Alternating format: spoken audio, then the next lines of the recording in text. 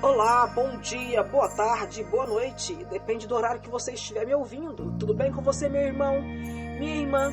Eu espero sinceramente que você esteja bem e que as bênçãos do nosso Deus estejam sobre a sua casa, sobre o seu trabalho, sobre a sua vida. Amém? Irmãos, a palavra de hoje está em Jó, capítulo 22, versículo 23. Se você voltar para o Todo-Poderoso, você será edificado. Amém? Veja, essa palavra foi dita por Elifaz, amigo de Jó. E nós sabemos muito bem a categoria de amigos de Jó. Não sabemos, irmãos? Eu mesma tive que ler as primeiras vezes, para entender o caráter e a maldade e a malignidade dos conselhos dos amigos de Jó para com Jó no momento da sua provação, porque eu não via maldade. Tive que ler 11 vezes para entender que amigos como esses, Deus me livre.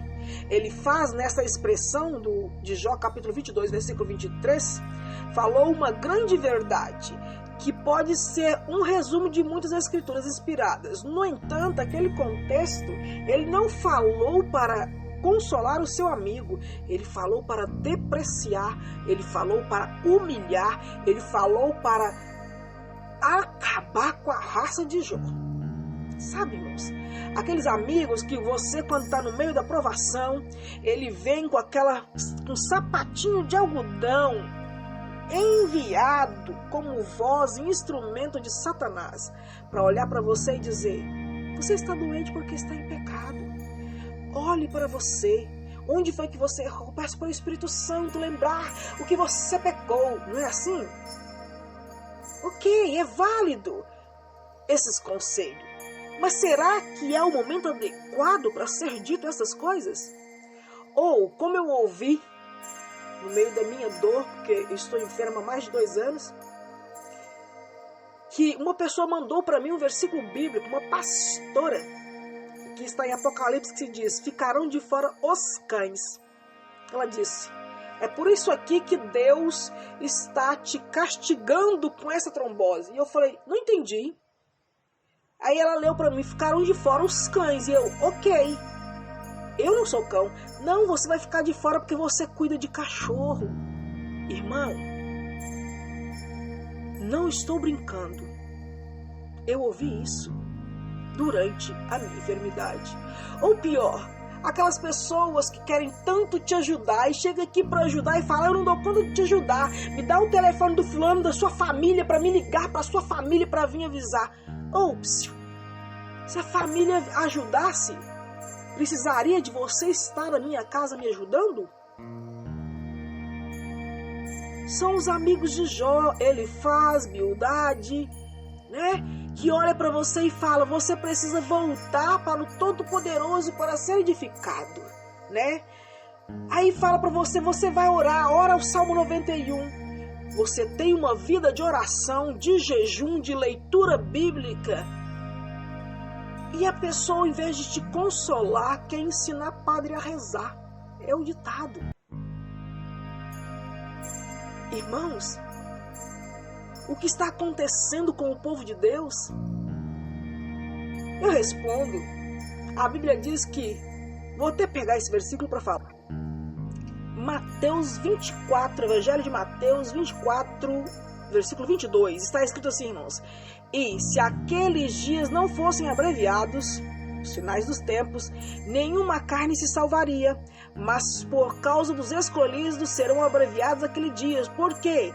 Porque o amor de muitos vai se esfriar. E Deus, sabendo disso, que Deus está falando isso aqui, é para os crentes, não é para os incrédulos, não. É para os frequentadores de igreja, é para aqueles que esquentam o banco da igreja. No final dos tempos, o amor de muitos se esfriaria e aumentaria a proporção do amor a si próprio. E esse amor aqui não é o amor que Cristo mandou, não. É o amor narcísico, o amor narcisista, aquele amor que diz que ama, mas te ignora. É o amor narcísico, físico, aquele amor que vem da chuva de love bomb, sabe? Dá aquela explosão de amor para você num dia e depois te ignora pro resto da sua vida. Isso não é amor. E a Bíblia diz que esses dias serão abreviados por misericórdia a essas pessoas que estão endurecendo seus corações de uma forma absurda. Estão na casa de Deus e endurecendo os corações como os amigos de Jó. Ao invés de levar conforto, levam palavras levianas, palavras bonitas com aparência de beleza, mas no fundo é maldade pura. Entende, irmão? O pecado derruba essas pessoas. O pecado, irmãos, está rondando essas pessoas. Por quê? Porque elas olham, irmãos, para os outros como se eu sou a ajudadora, eu sou a santa. Se você está assim, você está em pecado. Não foi o que os amigos de Jó fizeram com ele? Jó, quem é você para questionar a Deus? E Jó contestava com ele: eu não pequei, eu estou passando por isso. E Jó ainda contava o motivo do porquê ele acreditava que estava passando por aquela tribulação. E quanto mais Jó tentava se explicar, pior ficava. Por quê, irmãos? Porque há pessoas tão endurecidas de coração. E no meio dessas pessoas, há pessoas que têm realmente um amor sincero. Mas há pessoas que não têm um amor sincero. E ainda pior, há aquelas que querem ver o seu tombo. Que vai lá só para ver e se sentir lá no fundinho aliviada, alegre por você estar em desgraça. Misericórdia, irmão. Oremos por essas pessoas, porque a palavra de Deus nos manda orar por elas.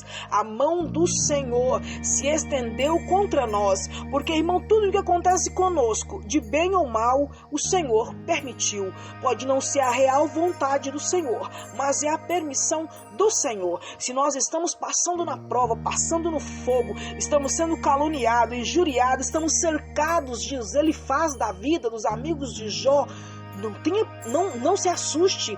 Deus está no controle de todas as coisas, de modo que você e eu, tá? Nós podemos ser pobres de bens e quebrantados, mas o Senhor vai nos honrar, o Senhor vai nos livrar, o Senhor vai restaurar a nossa vida, amém? E nós ainda vamos orar e ajudar essas pessoas, como os amigos de Jó, que foram tão cruéis no momento da nossa dor e do nosso sofrimento.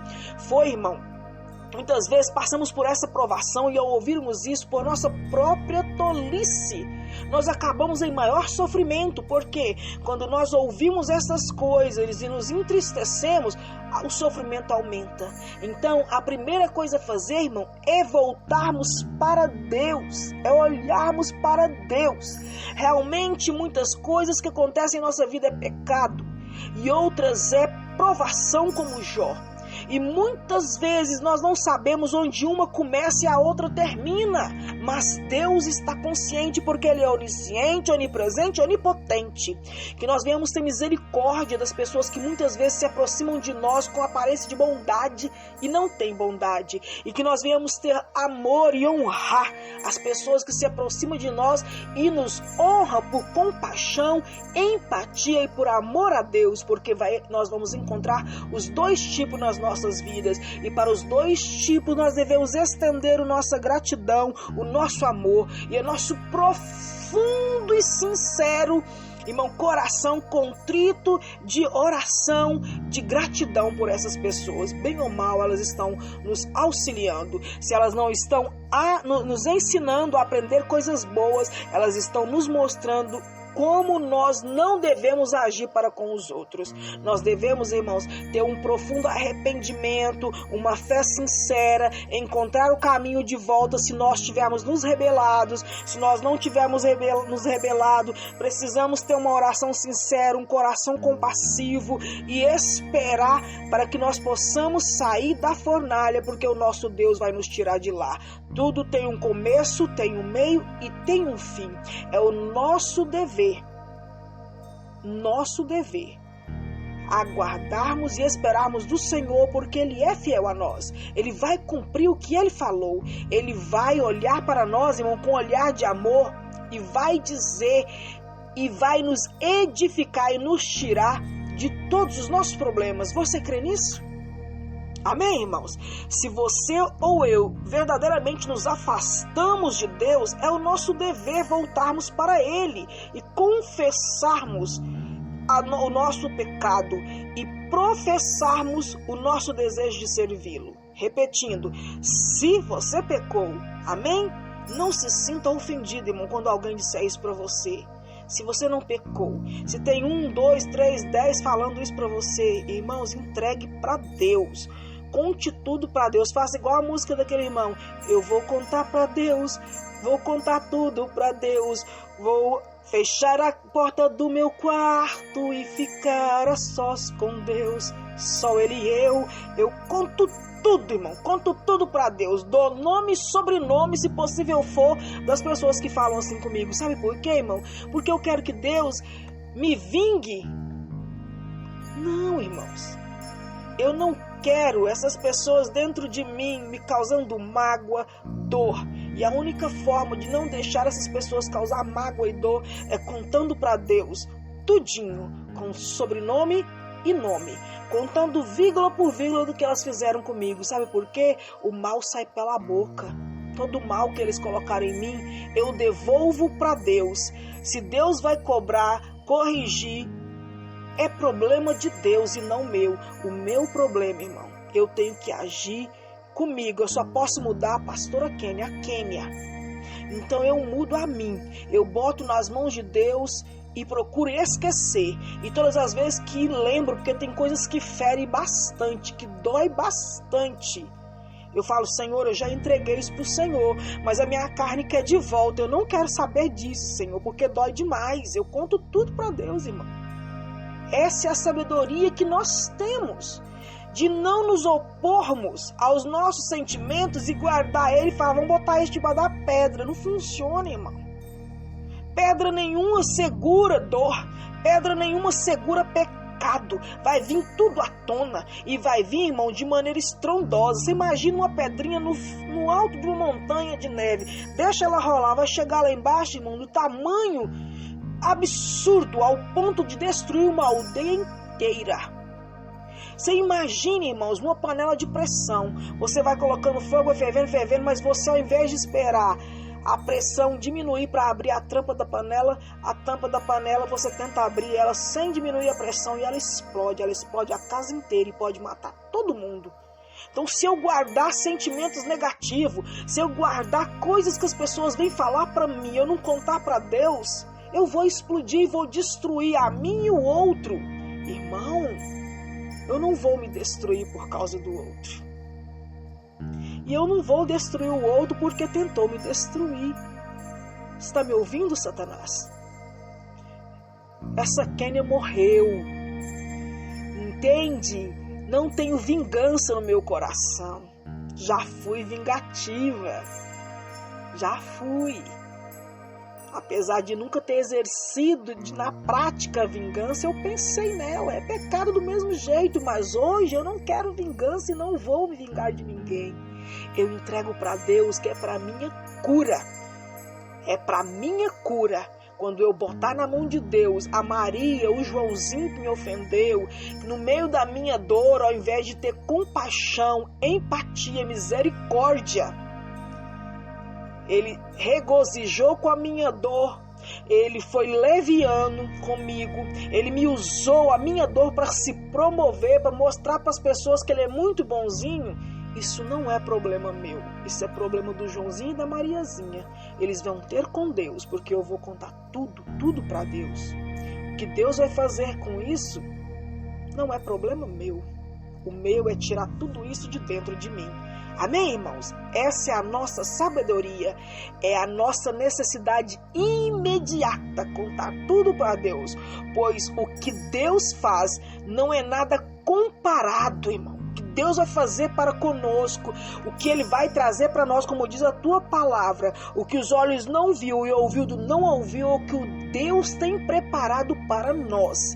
Ele poderia nos punir nos nossos pecados, mas Ele não nos pune. Então, por Ele não me punir nos meus pecados e ouvir os meus pecados com amor e compaixão, quando eu ouvir do outro palavras de desagravo, eu quero estender ao outro a mesma coisa que Deus estende a mim quando eu confesso os meus pecados e Deus não me oferece punição. Eu perdoo. Deus é todo poderoso para punir, mas Ele não faz isso. Então eu vou seguir o Mestre. Considere, irmão, qual é a promessa que Deus fez para você e olhe para ela sem olhar para a direita ou para a esquerda.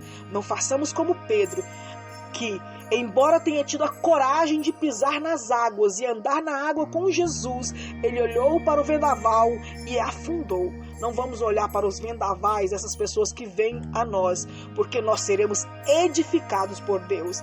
Ninguém, além do Todo-Poderoso, pode erguer os pilares caídos das nossas vidas e restaurar as nossas muralhas, tirar aquela muralha, aquela coisa velha, reconstruir as nossas emoções, botar essa emoção para nos movimentar de maneira adequada, reconstruir os traumas, refazer, porque nós não esquecemos nada, irmão. A gente vai reconstruir, reescrever.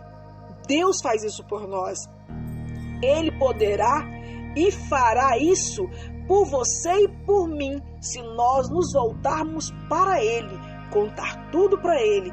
Por isso, meu querido que está me ouvindo, não se demore, vá agora, conte tudo para Deus, conte tudo que está perturbando a sua mente, conte tudo que você acredita que possa fazer com que você falhe. Se você continuar neste caminho, conte tudo, faça uma confissão sincera e o Senhor o aliviará e a fé humilde o confortará.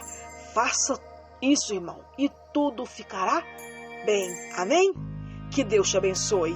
Que nosso Senhor Jesus Cristo e Deus nosso Pai, que nos amou e por sua graça nos deu um consolo eterno e uma boa esperança, nos anime e nos fortaleça o coração para que tanto em palavra como em obra nós venhamos fazer tudo o que seja bom. Que Deus te abençoe.